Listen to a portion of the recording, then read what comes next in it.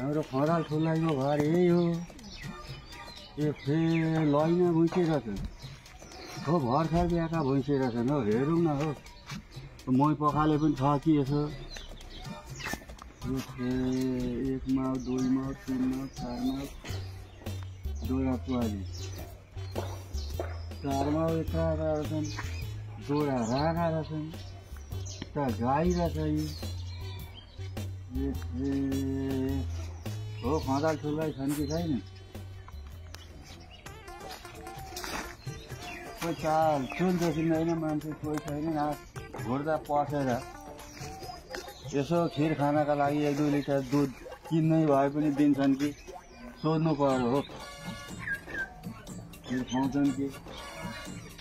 अब यही त होला नि हो साइलीको घर। आफू त अब मुला माग्न हिँडेको सिन्की हाल्नु पर्यो भनेर यही त हो घर। चालचुल देखिन मान्छे छैनन् कि? बोलाउन पनि डर मर्दो छ। आफू आयो अब चप्पल खोलेर पस्नु पर्छ। होइन पछाडिबाटै जाउँ हो। अर्काका घरमा के सत्त चप बस्नु।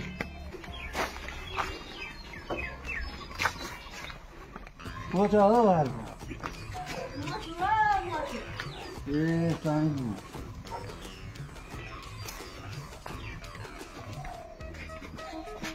ल म पनि अलिकति सिन्की हाल्नु पर्यो। मुला माग्दा पाइन्छ कि भनेर आइरहेको थिएँ। मुलै छैन, कहाँबाट दिनु? मैले भएका मुला सबै उखालेर सिन्की हाल्न आँटेँ, कहाँबाट दिनु मैले मुला? यत्रो सबै सिन्की एक्लै खाने त? यी राताका सिन्की हाल्छु, सेताका अचार हाल्छु। ए राता सेता सबै मिलाएर आफू खाने। हामीलाई भने चाहिँ चिल्लै अब सिन्की हालेर झिक्छु अनि दिन्छु। हो नि, हामी सब पहिले हालेको खान्नौँ। हात नपखाली हात नधोइकन बनाएका हुन्छन्। अब यसो उ गरेर त्यस्तो खान्नौँ हामीहरू। हामीलाई आफू साबुन लगाएर, छकेट साबुन लगाएर हात धोएर अनि चडक्कसितले सिन्की हालेको आफ्नै हातले बनाएको खाइन्छ। ती जस तसले बनाएको अब खाइँदैन। मेरो हात सफा छ नि त, सफा हातले खान्छु। अनि बारीमा पनि निकै हरियो परियो देखिन्छ।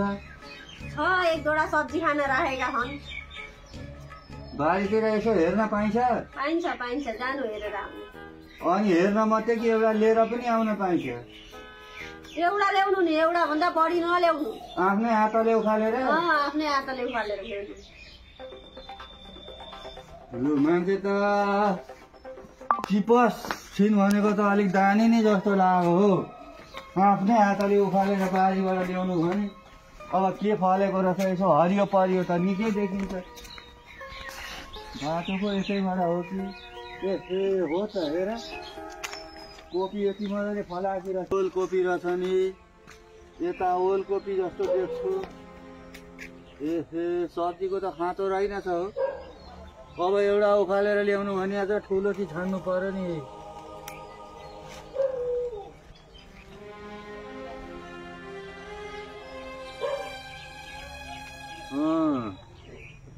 हुन्छ, म एक्ला मान्छेलाई यति भए जति भइहाल्छ नि। अब देखाएर लानु पर्यो नि, एउटा मात्रै ल्याएँ भनेर हल्लाएर। लु है साइली, एउटा ल्याएँ।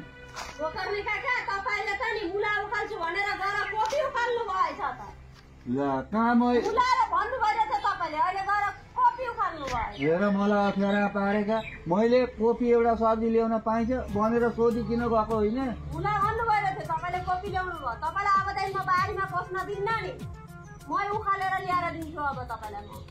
हेर त कस्तो अहिले आएको, त्यसै नभएको सोधेर गएको। म त्यसो भने लान्न म यो कोपी। हो नि, अब यसरी भनेर यो कोपी मेरो निलिन्छ होला त? कोपी खाएको भन्दा पहिला अचोकै खाइयो। अब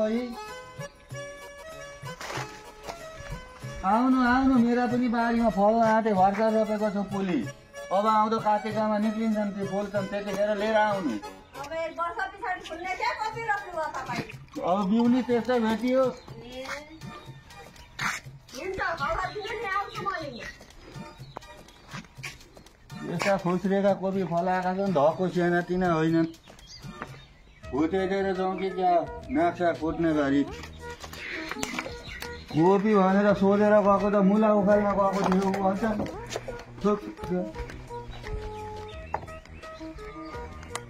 नाति केटा है त आइए